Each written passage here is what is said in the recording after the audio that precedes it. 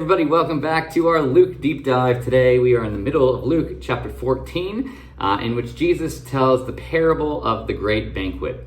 Now, this is a great and challenging story, but it's one of those ones where we actually get a deeper meaning and understanding of it by understanding the greater context of Luke 14, as well as the greater context of Luke and his themes in general.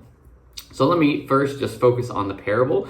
So Jesus tells this parable, which is echoed in Matthew chapter 22. That parable has a lot of similarities, but some major differences, which we won't get into today. But in Matthew 22, it's a parable about what the kingdom of God or kingdom of heaven is like. And so this is the context of how we ought to examine this parable.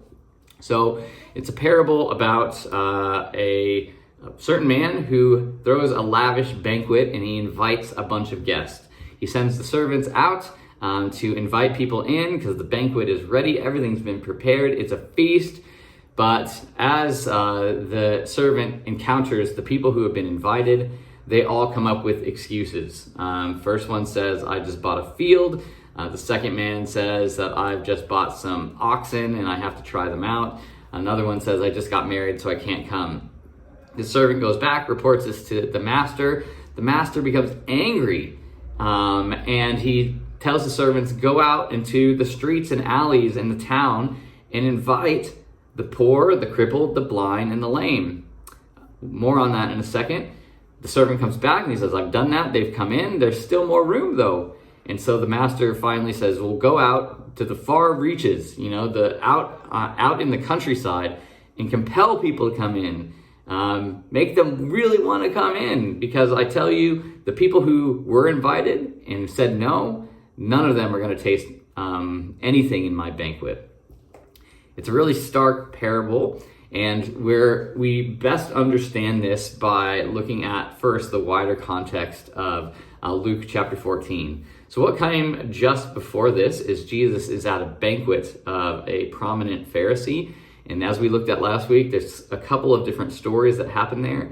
First, Jesus shows them what should happen on the Sabbath, that the Sabbath is a day for giving life, not a day for taking life. So he heals a man on the Sabbath.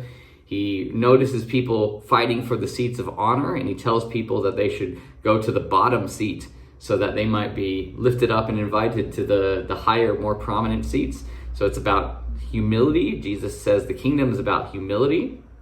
And then lastly, he says, when you throw a banquet, instead of just inviting your rich neighbors or your friends or your family, instead invite the poor, crippled, blind, and lame, because even though they can't pay you back, you'll be repaid at the resurrection of the righteous. This then immediately launches in where someone just makes a statement, blessed is the one who will eat the feast in the kingdom of God. This guy just shouts this out, trying to connect with what Jesus is saying. And what is the giveaway here is that this guy probably assumes that he is going to be in the feast in the kingdom of God. And that is the underlying assumption that runs through this parable. So an invitation goes out, and those people who have been invited, who you would have naturally thought were in, all make excuses. And the excuses are actually not bad excuses. They're not about something bad or lame, but the excuses are about busyness and about something good that becomes something more important than the invitation to the banquet. So we have work, we have possessions, we have relationships. All of those are good things, right? There are things that we're called to have and to engage in. God created all of those things and gives them to us and blesses them with us. But that's not the problem. The problem's not getting married or having oxen or a field that you have to take care of. The problem is that for each of these people in the story, those things become more important. They're more busy with those things than coming to the feast, to the banquet. In other words, it's not about hostility, it's about indifference. And here, these people come up with some good excuses, but that they miss out on something that is better. And now Jesus flips the script. So those people that get invited, they don't come. And then the master sends the servant out into the alleys of the town and invites the poor, the crippled, the blind, and the lame.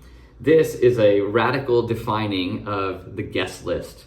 And so the people that we assume would be out are in, and the people that we assume would be in are out.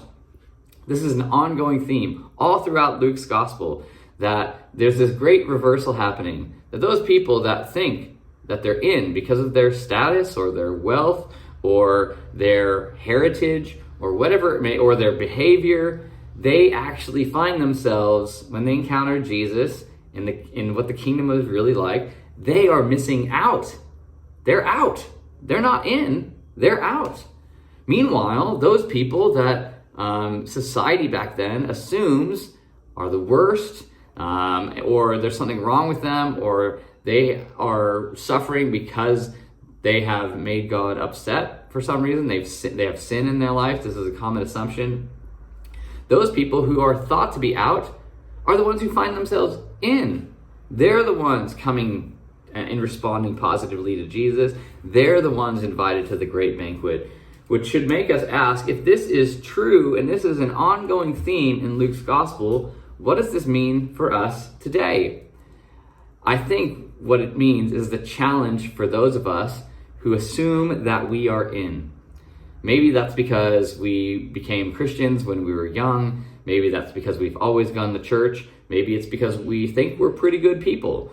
Maybe it's because even though there was a stage where we knew that we were sinners saved by grace, that was a long time ago. And now we just assume that God is happy with us because of our behavior or our church attendance or whatever it may be. And we've forgotten that first love we have of the fact that the Lord of the universe has sent his son for us and that we are invited to the banquet. And so why wouldn't we want to put him first? And so the real, I think, difficulty of reading this parable is that when we read it, we feel sorry for those people that make excuses. They're like, that's so lame. How could they make these lame excuses and miss out? But we often do the same thing today. Instead of being involved in what God is calling us to do, instead of excitedly saying yes and putting up our hand to be generous or to be involved in a ministry or to serve or to invite people over, as Jesus talked about in just the previous section, we busy ourselves. On the northern beaches, we are incredibly busy. We have lots of stuff going on, relationships and work and stuff that needs to get taken care of. But we have this problem called stabo, subject to a better offer, which is the exact problem that's here. Yeah, I'll come to church if I don't have X, Y, and Z on. Yeah, I'll get involved in a ministry, but right now I just don't really have time. And many of us have this slow drift of, we once had this passion and faith of wanting to put Jesus and the things of the kingdom first. Well, but now we have a life, we have work, we have relationships, we have a lot going on. So I'll get to those things maybe in the future. And if that's the case, if we're constantly doing that, then we have the same problem of those people in the story that get invited, but ultimately don't attend the banquet.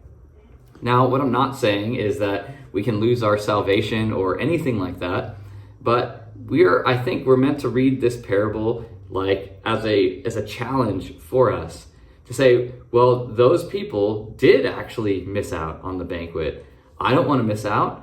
I want to respond to God's incredible love. So how can I serve and put him first and stop making excuses?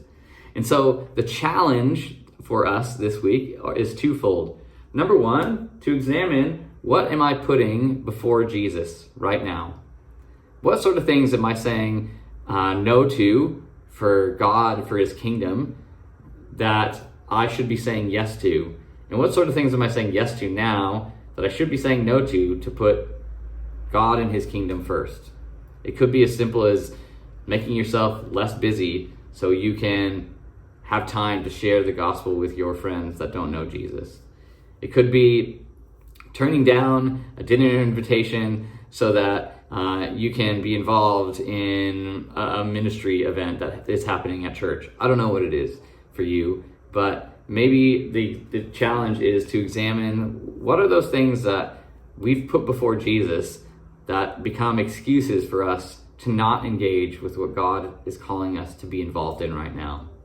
The second challenge for us is if God is inviting the outsiders in, the poor, the crippled, the lame, the blind, and elsewhere in Luke we see, sinners invited in, the worst of the worst, the foreigners, the outsiders. If those are the people that God is inviting in, how can we also be people that invite them in? If that's God's heart for those people that are untouchable, or we think would never want anything to do with the kingdom, and they are the ones that are often the quickest to respond, what is preventing us from going out to those same people, those same neighborhoods, those same communities, and finding people that we think we would never really associate with, or we think would never want to be part of a church or Christian community? And maybe the call is for us to invite them in, to show them God's love. If this is what God's heart is, and this is what we see all throughout Luke's gospel, the outsiders being invited in, we should also be those people that invite the outsiders in too. So what would that look like for you to be doing this week, this month, this year? I'll leave you with those challenges, and we'll catch you next time. Bye.